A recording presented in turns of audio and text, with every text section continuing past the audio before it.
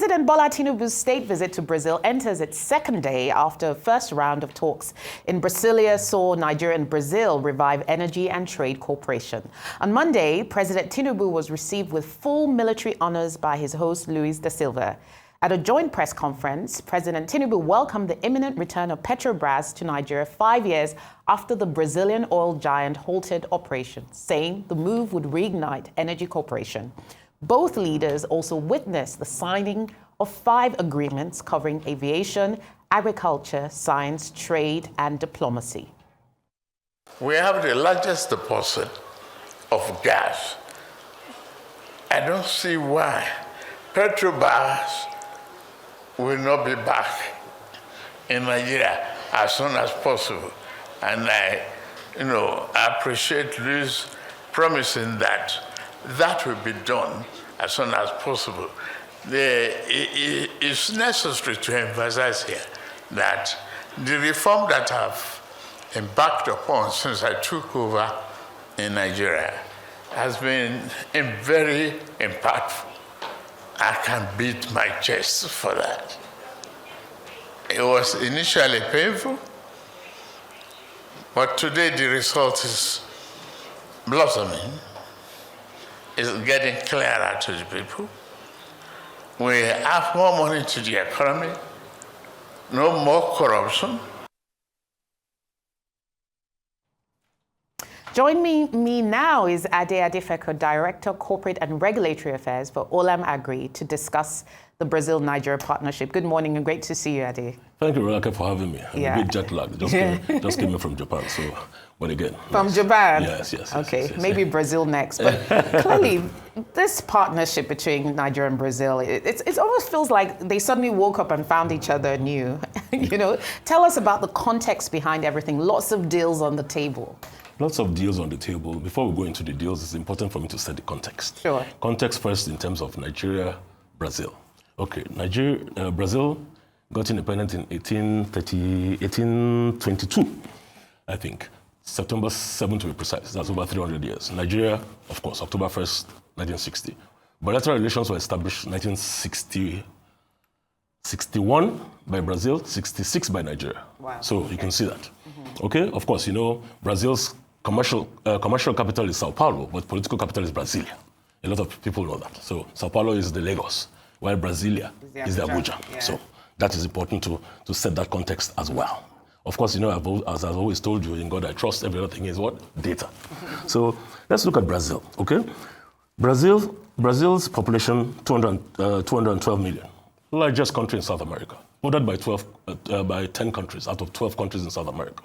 So I think aside from which 2 countries now, if I can remember, Ecuador and Chile. Ecuador with capital in Quito, Chile with Santiago. But every other South American nation borders Brazil, 10 of them. So you can understand the reason why this Nigeria-Brazil partnership is very strategic and very critical to our development. Okay, let's look at, I spoke to the fact that Brazil occupies almost half of the landmass of South America. The landmass of Brazil, last time I checked, in terms of area, is about 8.51 million square meters. Nigeria, of course, is 923.7. So Brazil is 8 times bigger than Nigeria, okay? We'll go again to GDP, $2.33 trillion. Nigeria, $574 billion. Per capita GDP Brazil, we're talking about $16,000. Nigeria, $6,000. But again, that's where it stops, okay? We're speaking first to the aviation deal. Prior to now, in the early 80s, late 90s, I think 1994 to be precise was when they stopped flying into Nigeria directly. Varig used to fly. Varig was their own Nigeria Airways, if you get me. That started, it's an airline that has been running the Nigerian route, Lagos to Sao Paulo, since the early 80s, like I said. Nigeria to Brazil, direct, is 8 hours, 25 minutes. Wow. Because it's coast to coast. Coast to coast, and it flies straight from Lagos to Sao Paulo. Whichever jet you use, of course, I'm not one of those who fly the presidential jet. Do we know what airline is going to be servicing Well, we're being that told, route? based on the discussions, it looks like it's going to be Air Peace. Okay. Air Peace already has been doing a lot in trying to go into the Caribbean and all that. So it's a good step. For me, it's always important, after these MOUs are signed, let's see what happens thereafter. So you look at that, 8 hours, 25 minutes. To fly, prior to now, flying was mostly through London. So if you're flying through London itself is about 11 hours, 40 minutes. Of course, 11 hours, 40 minutes from London. So you need to do Lagos, That's London, 6. That's another 17 hours exactly. or so. So if you're going to do 17 hours and you can do, what did I speak to? 8 hours, 25 minutes, bingo. Good, strategic, nice. This is the first time in a very long time that I think in the Committee of Nations and in terms of bilaterals here now we need to speak to what you call South-South cooperation. South-South cooperation, Global South. Nigeria are giving you the indices, population and everything we have with Brazil. But Brazil is major in terms of agriculture, okay? In the areas of agriculture, Brazil is talking about soybeans, cotton, sugarcane, and the likes.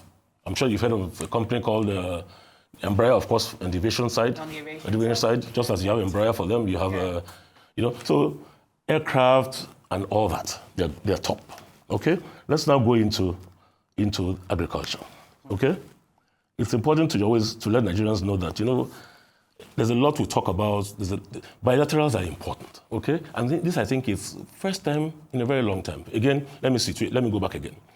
In terms of visits, you have what you call an official visit and a state visit. This is a state visit with all the paraphernalia rolled out. Red carpet, probably on the green carpet or green carpet on the red carpet, full honors. Guard of honor, the whole works. And you can see the conviviality and the camaraderie between President Lula and President Tinubu. This is about the third time they're meeting. They met once last year, and I think they met twice this year. It's instructive as well to note that the Vice President of Brazil was in Nigeria about a month or two ago with a powerful delegation, business delegation. And I was opportuned and privileged to have taken some members of his team to the Olam Agri rice farm in Nasarawa. Because for me, it was important to let them know as well that we have a lot to showcase here. Pretty important, okay? Yeah. So and I think that's augurs well for us in terms of us promoting ourselves. Brazil, globally, they're a global leader in cattle production, and they're the second largest beef producer in the world, okay? Producer and exporter. So, and to a large extent, their cattle herd is around about 234 million.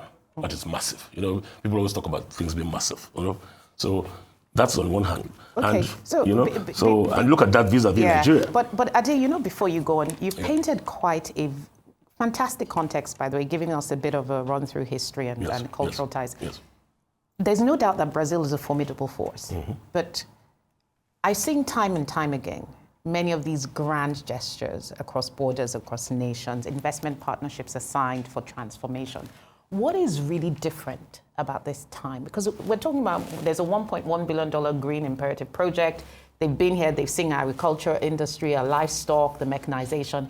What is really going to be different about this partnership? Why are you so optimistic and bullish about it to deliver results for Nigeria? Why I'm bullish and optimistic is that what you see, you can look at the delegation the president went with. Okay, you have the Minister of Trade, you have the Minister of Aviation, you have the Minister of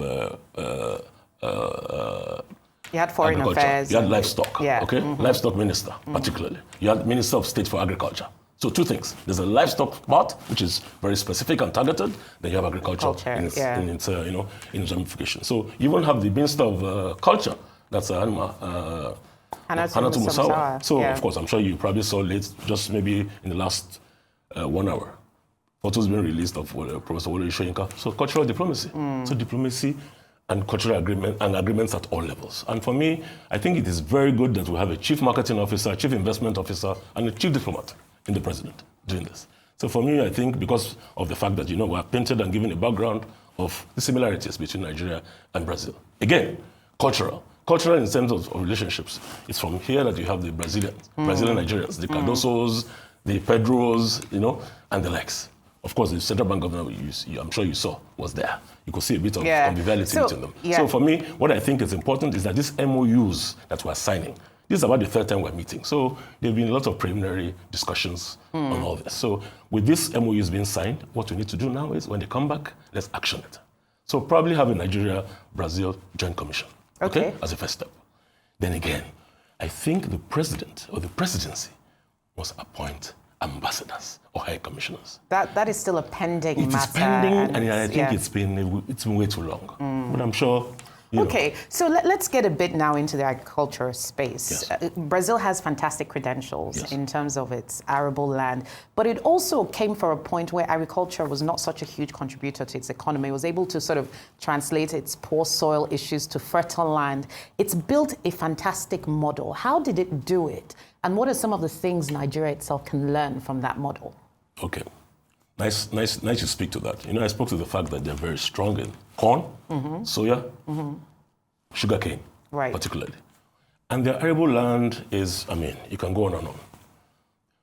The country is very massive, like I told you, 8 times the size of Nigeria, okay? But for them, they've been very strategic, they've been very intentional, and they've been very deliberate. That, I think, we need to adopt, okay? We should put our money where our mouth is. So with all these funds that are coming to us, we should have the MDAs specifically, okay, to run this. But again, run this with the organized private sector. Let's quickly look at mechanization. Mechanization penetration in Nigeria is less than 1%. In Brazil, it's about 44%. Wow. That's massive, again, okay? And for them, again, you must understand, they're 300 years old. I'm not giving it as an excuse. But they've had more time. Yes, they've had more time. They're over 300 years old. We are 65, okay? So for us, we just must have a concerted effort to make sure that we deepen mechanization. Mechanization for us, it's at its infancy, okay? When I checked, I found out that on the mechanization side, okay, there are a few agencies there are 2 agencies that are responsible for that. There's an agency called National Center for Agricultural Mechanization, NCAM. So for them, and another one called Nigeria Agricultural Mechanization and Equipment Leasing Company. So for me, this should be the go-to companies for mechanization. There's no point replicating, reinventing the wheel. They are there. Strengthen them, let us go through them. But another thing you must understand in Brazil is Brazil have what you call family-related mechanization schemes, cooperatives and the likes, okay? That's what I think we can replicate here. Because a lot of our farmers, like I said, 1%.